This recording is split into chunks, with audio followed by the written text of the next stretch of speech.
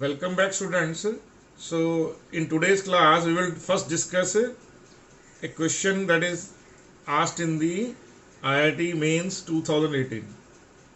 In the previous video, we have discussed IIT advanced questions of 2018, 17 and 16.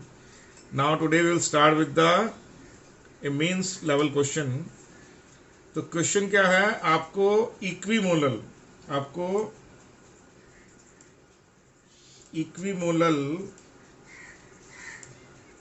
4 complexes given है, 4 coordinate compound given है।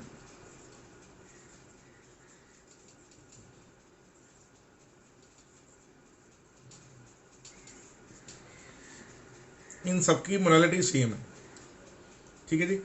अब आपको बताना क्या है, आपको बताना है इनमें से हाईएस्ट फ्रीजिंग पॉइंट किसका है। तो सबको मालूम है जो डेल्टा टी एफ की वैल्यू है वो है आई के एफ एम।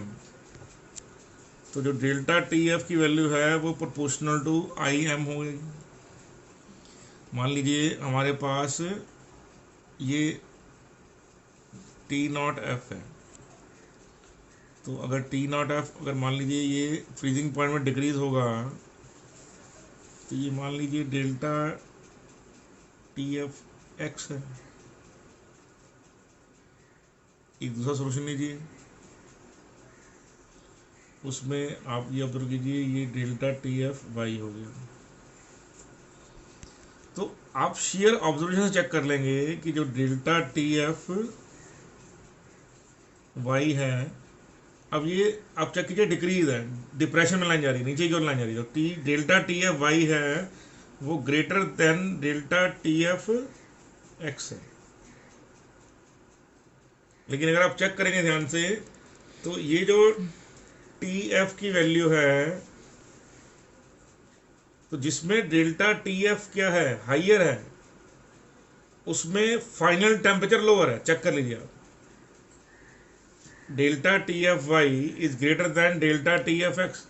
लेकिन एक्चुअल में क्या है, T Y is less than T x.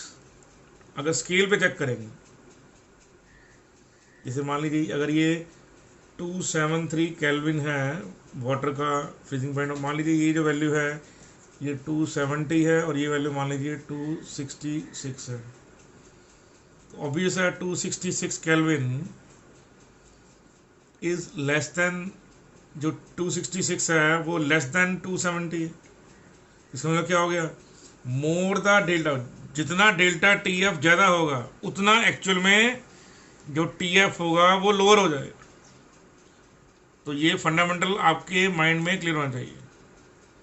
Clear नहीं क्लियर? तो जो डेल्टा टी एफ है वो प्रोपोर्शनल टू आई एम है, लेकिन जो टी एफ है वो inversely proportional to I M है।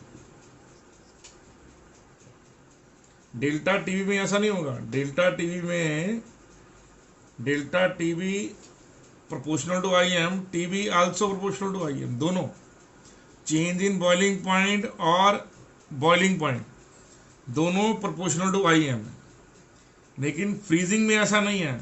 डेल्टा टी एफ तो आई एम के प्रोपोर्शनल है, लेकिन फ्रीजिंग पॉइंट आई एम के इनवर्स में। इसका मतलब क्या हुआ, if IM is greater, if IM is large,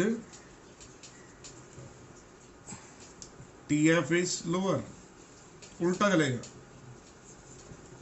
लेकिन बॉइलिंग में ऐसा नहीं होता। बॉइलिंग में क्या होता है, if IM is large, TB also large। तो आप दोबारा से चेक कर लीजिए, जो फंडामेंटल है वो क्या है, delta T F proportional to I M, but T F inversely proportional to I M. लेकिन बॉइलिंग पॉइंट एलिवेशन में क्या होगा, both delta T V proportional to I M and T V also proportional to I M.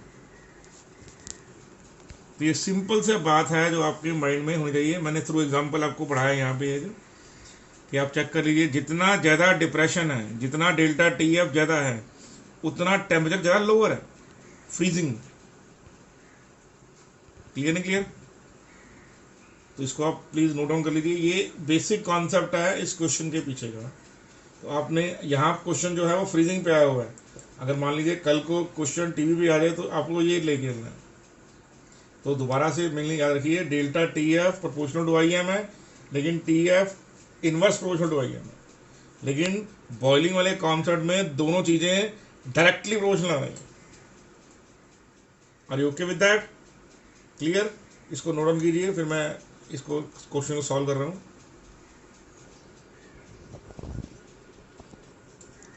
बंद हो जाएगी। अब देखिए, आप कोऑर्डिनेट कंपाउंड एक पहला देखिए, फर्स्ट कोऑर्डिनेट कंपाउंड में क्या आपको आ रहा है।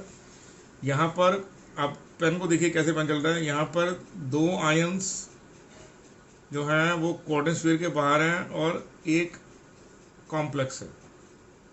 तो यहाँ पर जो आई की वैल्यू है वो आपके पास 3 आएगी। तो पहले केस में, फर्स्ट केस में जो आई की वैल्यू है वो 3 आ रही है। सेकंड केस में अगर आप चेक करेंगे, सेकंड केस में आई की वैल्यू क्या आ रही है। सेकंड केस में आई की वैल्यू आ रही है, यहाँ पर बाहर एक आयन है और अंदर एक कैटायन है, क्योंकि जो कॉम्प्लेक्स के बाहर है सिर्फ वही अनइजेबल है। इस केस में आपकी जो आई की वैल्यू होगी वो इक्वल टू 2 हो जाएगी। रीज़न क्या है, हम अजम्पशन मान रहे हैं कि अल्फा 1 है, तो एक अनायन और एक ये कॉम्प्लेक्स का कैटायन। ये जो नंबर 4 है इसमें आई की वैल्यू क्या हो जाएगी, 3 अनायन है और एक कैटायन है। आप चेक कर लीजिए, जो क्लोरीन है ये कॉम्प्लेक्स के बाहर 3 क्लोराइड आयन है और ये कॉम्प्लेक्स है। टोटल कितने पार्टिकल हो गए, 3 और 1 4। तो आई की वैल्यू कितनी आ गई, यहाँ पर 4 आ गई।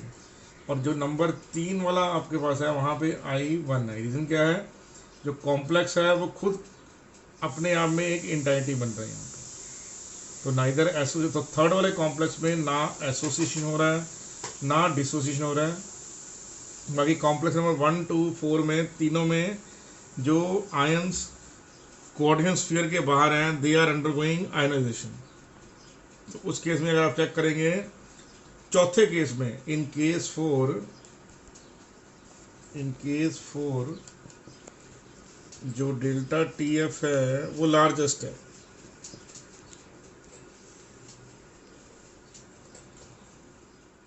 और जो केस नंबर 3 है उसमें डेल्टा टी एफ स्मॉलेस्ट है।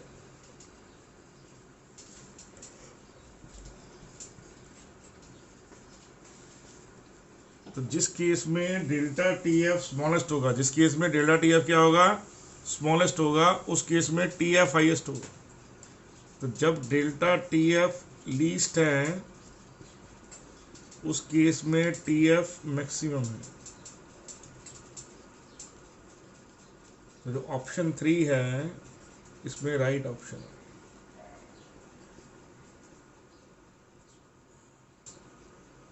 Clearly understood now? Are you sure about that? ठीक है, तो नोट डाउन कर लीजिए प्लीज इसको आप ध्यान से। नेक्स्ट क्वेश्चन है वो आपके पास IIT 2015 में एडवांस में आया क्वेश्चन है।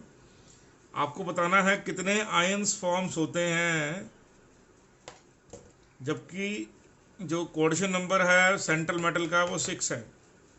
आपको डेल्टा टी एफ की वैल्यू, के एफ की वैल्यू और मोलालिटी की वैल्यू गिवन है। तो बहुत सिंपल क्वेश्चन है। क्वेश्चन की पूरी डिटेल जानने के लिए मैंने ऑलरेडी सारे के सारे पेपर PDF अपलोड कर दी है। आप 2015 में जाके आराम से चेक कर सकते हैं। ठीक है, तो अब जो क्वेश्चन है वो हम चेक करते हैं कि कितने आयंस बनेंगे यहाँ पर इस कॉम्प्लेक्स के अंदर, कोऑर्डिनेशन कंपाउंड के अंदर, जिसमें कोऑर्डिनेशन नंबर 6 पड़ेगा। तो मैंने जानबूझकर यहाँ पर 6 मैंने 6 कर दिया है क्वेश्चन को एक्सटेंड करने के लिए कि वो क्वेश्चन को एक और तरीके, ये जो क्वेश्चन है ये IIT एडवांस में आया हुआ है। मान लीजिए वो पूछ लेगा कितने अमोनिया अंदर है, तो क्वेश्चन ऐसे भी हो सकता है। तो बहुत सिंपल क्वेश्चन है। तो पहले तो आप बेसिक फॉर्मूला में चलेंगे। जो डेल्टा टी एफ की वैल्यू है वो I into K F into M है। तो I आपको मालूम नहीं है, ठीक है, लेकिन के एफ की वैल्यू आपको मालूम है 1.86 और जो मोलालिटी की वैल्यू है वो 10 पावर -2 होगी। और जो डेल्टा टी एफ है वो गिवन है 0.0558। तो जब आप यहाँ पर चेक करेंगे यहाँ पर, तो आपके पास जब इसको डिवाइड करेंगे, डिवाइड करने पर आपका आंसर 3 आ रहा है। तो एक अजम्पशन लिया गया है कि जो अल्फा है वो इक्वल टू 1 है, कि जो डिग्री ऑफ डिसीजन है वो 1 है इस कॉम्प्लेक्स की। तो इसका मतलब क्या हुआ, 3 आयंस बनते हैं यहाँ पर इस कॉम्प्लेक्स में, क्योंकि आई की वैल्यू क्या है,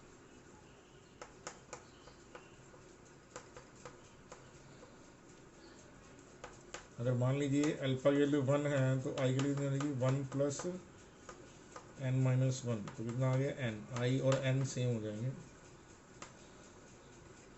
क्लियर? इसका मतलब तो टोटल आपके कितने आयंस बनेंगे, n क्या होता है, number of particle after dissociation in this question. ठीक है जी। तो इस कॉम्प्लेक्स के अंदर आपके कितने आयंस बन रहे हैं, तो आंसर है 3 बन रहे हैं। इसका मतलब क्लोरीन में, क्लोरीन के जो 3 अनायन हैं, जो क्लोरीन के 3 ग्रुप्स हैं, उनमें से 2 जो हैं वो कॉम्प्लेक्स के जो कोऑर्डिनेट स्फीयर के बाहर हैं और एक जो है अंदर है। क्लियर नहीं है? आपके पास आंसर क्या आ जाएगा, आंसर आ जाएगा CO NH3 5 Cl Cl2। 2 chloride के आयन जो कॉम्प्लेक्स के बाहर है वो अनएजेबल है, तो जब पानी में इसको डिसॉल्व किया जाएगा तो क्या होगा, 2 क्लोराइड के अनायन बनेंगे प्लस एक कॉम्प्लेक्स का अनायन बनेगा।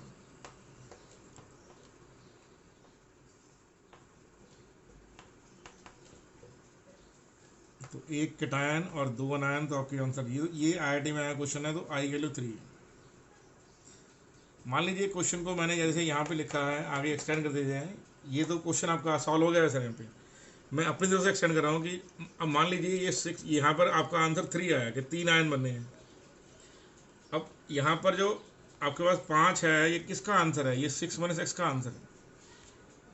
तो इसका मतलब क्या हुआ, 2 क्लोराइड बाहर होंगे, एक अंदर होगा, तो बाकी 5 कौन होंगे, तो आंसर है अमोनिया। तो आप बोल सकते हैं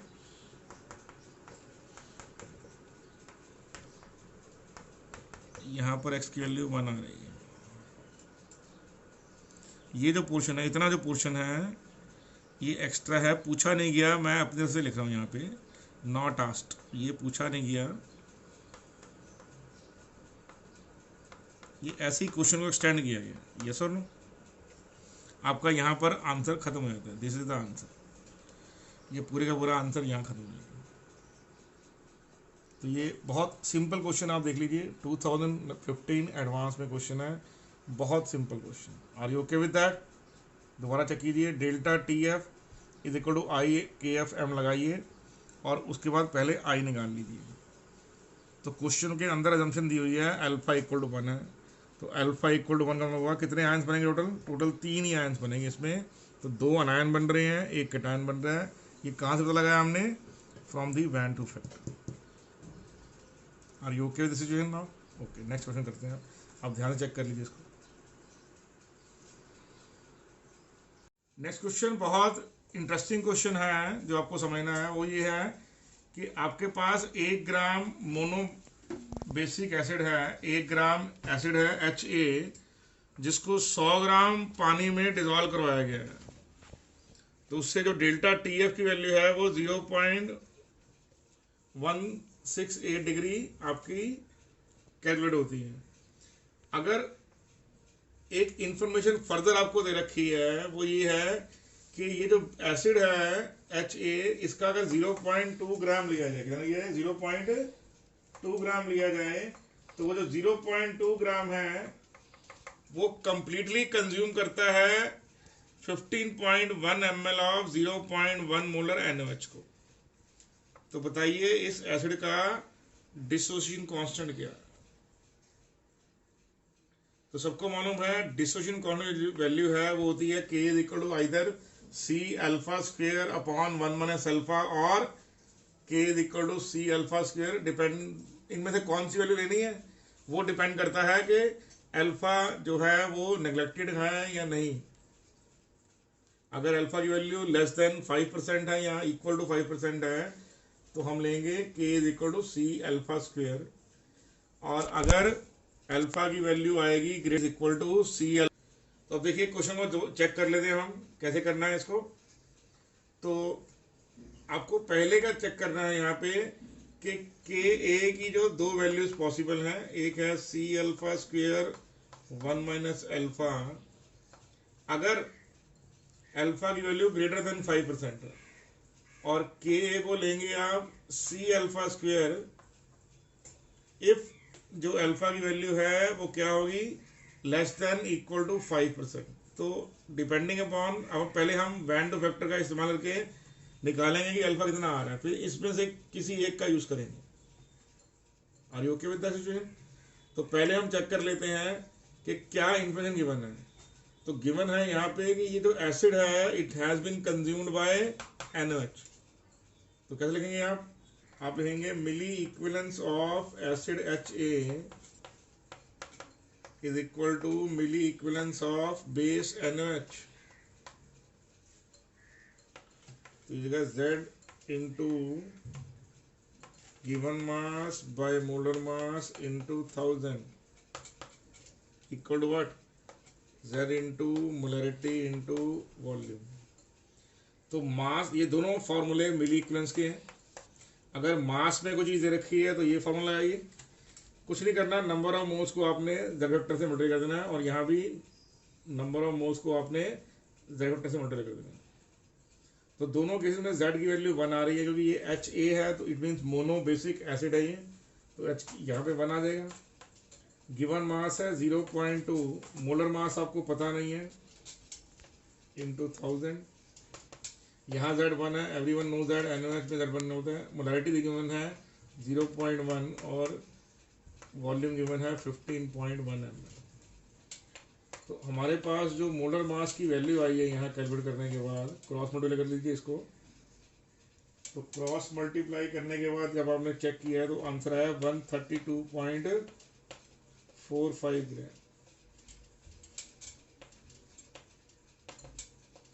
ये हमारे पास कुछ नहीं करना, इसको क्रॉस मल्टीप्लाई लीजिए, इसको नीचे ले आइए, जो कटता है काट दीजिए। Molar will be molar mass of this solute, ये MB मतलब मोलर मास सोल्यूट है, मतलब molar mass of HA, molar mass of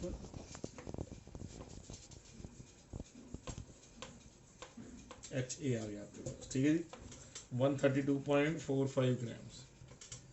अब आपने इस वैल्यू से मोलैलिटी निकाल लेनी है। तो मोलैलिटी की वैल्यू क्या होती है, मोलैलिटी की वैल्यू होती है given mass that is 1 gram divided by molar mass that is 132.45 into 1000 divided by 100। देखिए 1 ग्राम को कितने ग्राम की कितने में डिवाइड किया आपको, तो ये आपके पास क्या आ गया, ये आपके पास मोलैलिटी आई, क्या आ गया आपके पास बेटे, मोलैलिटी की वैल्यू।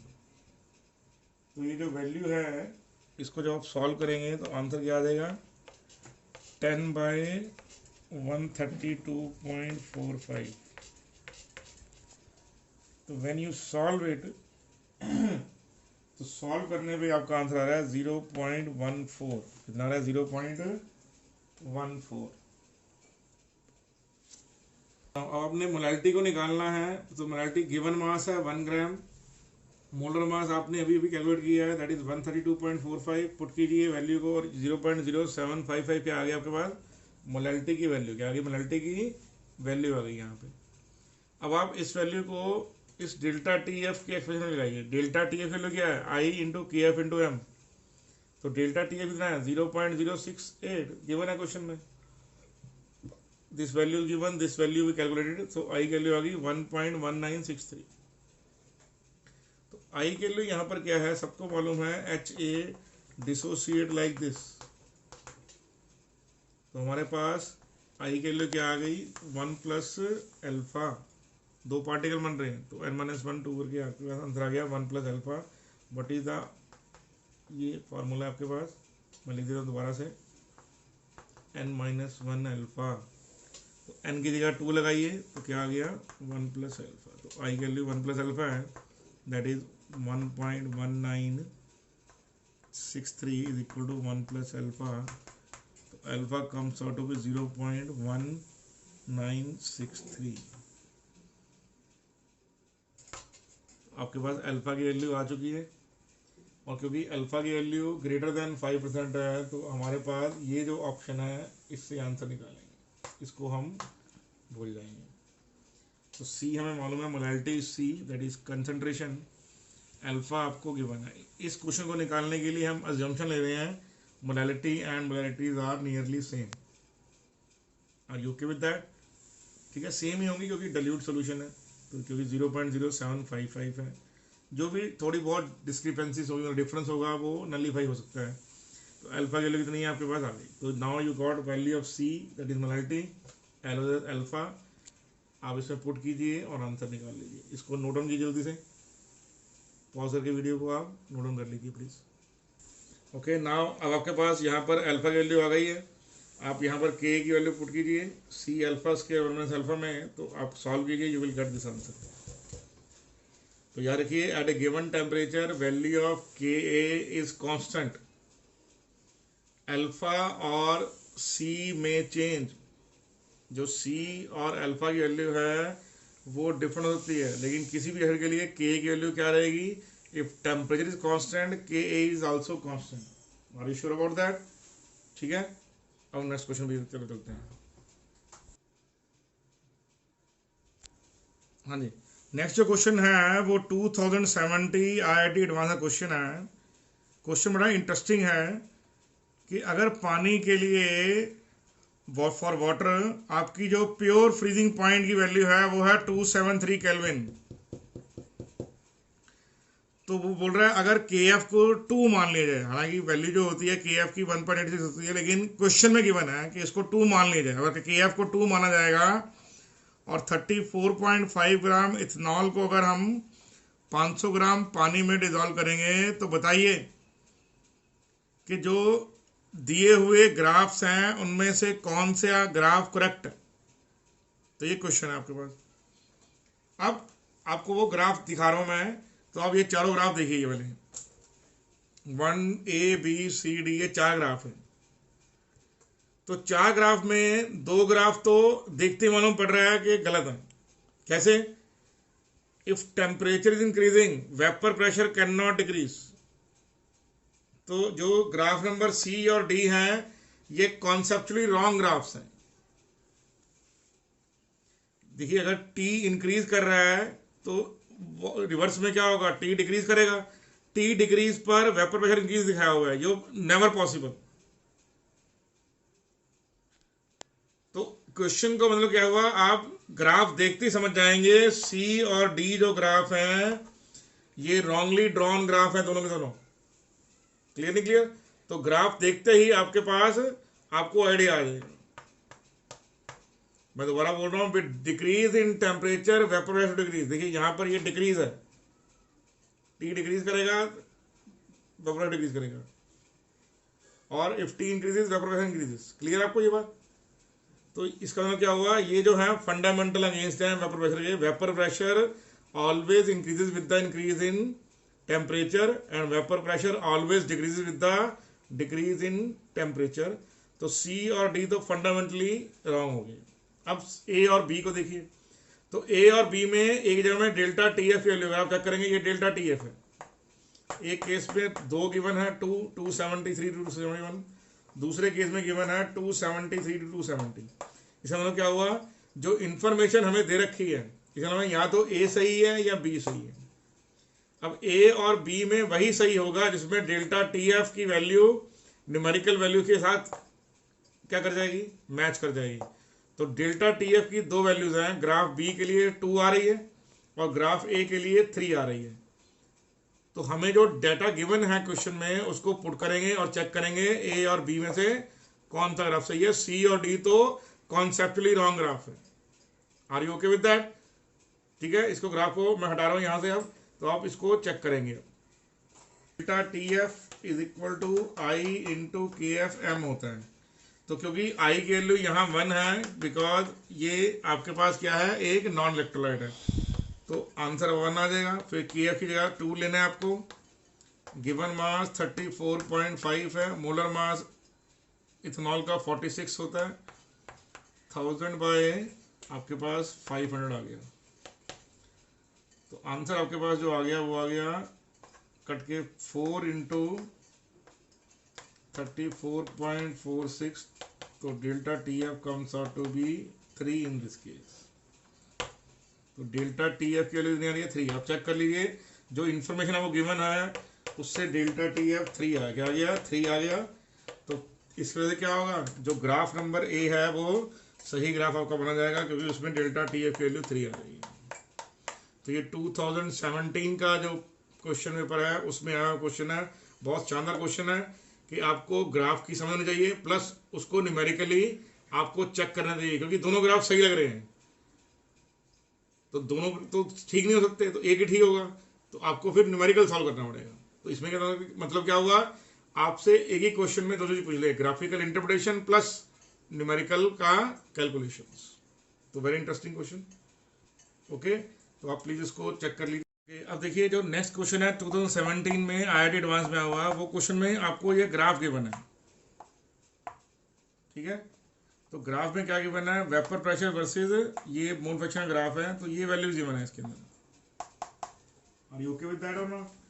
तो आपको इसमें ये जो क्वेश्चन था, ये ग्राफ को देखकर आपको कुछ स्टेटमेंट्स का ऑर्डर करना था कि वो कौन कौन सी स्टेटमेंट है जो सही है। Clearing clear? क्वेश्चन को आप देख लेंगे, आपके पास PDF फाइल में क्वेश्चन बना हुआ है, तो आप जाके वहां पे क्वेश्चन चेक कर लीजिए। तो आपको चेक करना है यहाँ पे कि कौन ग्राफ में, ग्राफ को कौन कौन सा जो ऑब्जर्वेशन, नीचे 4 गिवन ऑब्जर्वेशन है, उनमें से कौन कौन सी ऑब्जर्वेशन जो है इस ग्राफ को सही ठहरा रही है। तो ये सामने दिया हुआ क्वेश्चन है, तो इसमें ये pressure of, vapour pressure of L versus XM, तो XM टेंड्स टू 0 है यहाँ पर। क्लियर नहीं? अगर XM यहाँ पर टेंड्स टू 0 है तो ऑब्वियस है यहाँ पर XL की वैल्यू 1 हो जाएगी, और जहाँ 1 लिखा है वहाँ पे क्या है, यहाँ पर XM की वैल्यू 1 है।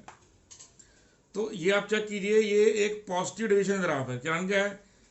क्योंकि जो रियल ग्राफ है वो लीनियर तरह का लिया जाता है आइडियल में ग्राफ को लीनियर लिया जाता है, लेकिन ये लाइन नहीं है, ये कर्व है, आप चेक कर लीजिए, और वो पॉजिटिव डेविएशन में है। तो क्योंकि ये पॉजिटिव डेविएशन में है, क्लियर, तो पॉजिटिव डेविएशन में आपको इस ग्राफ से जो 2 स्टेटमेंट सही मिल रही हैं, वो स्टेटमेंट कौन कौन सी हैं? एक स्टेटमेंट तो ये सही है, जो पॉइंट Z है, जो पॉइंट Z है वो क्या रिप्रेजेंट करता है? Point Z represent pure vapour pressure of L। Point Z represent what? P0L, pure vapour pressure of liquid L। जो पॉइंट Z है क्या शो करता है कि लिक्विड जो L है उसका मोल फ्रैक्शन 1 है।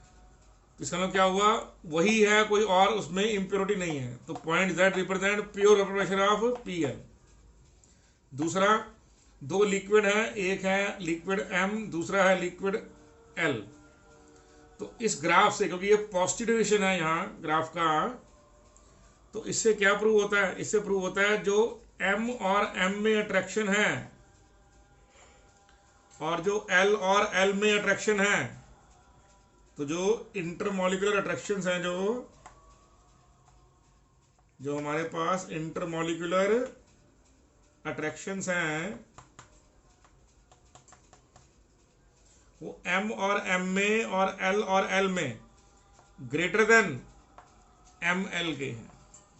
जब प्योर M में और प्योर L में इंटरमॉलिक्यूलर अट्रैक्शंस हाइयर हैं, और लिक्विड में जब दोनों को मिलाकर सोल्यूशन बनता है उसमें अट्रैक्शन क्या है? वीकर है। क्या बेटा उसमें वीकर है? तो ये 2 पॉइंट नंबर, ये पॉइंट, 4 स्टेटमेंट गिवन है, 4 में से 2 स्टेटमेंट जो सही है मैंने यहाँ पे आपको डिस्क्राइब कर दी है कि पॉइंट Z जो है वो रिप्रेजेंट करता है pure vapour pressure of L, और ये पॉजिटिव डेविएशन क्या रिप्रेजेंट करता है?